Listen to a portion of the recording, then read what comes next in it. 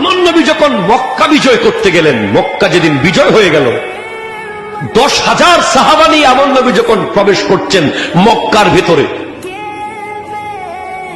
প্রত্যেকটা কাফেরের গর্দান আমার নবী ফেলে দিতে পারতেন, প্রত্যেকের ঘর আমার নবী জ্বালিয়ে দিতে পারতেন। ঠিক কিনা বলেন না?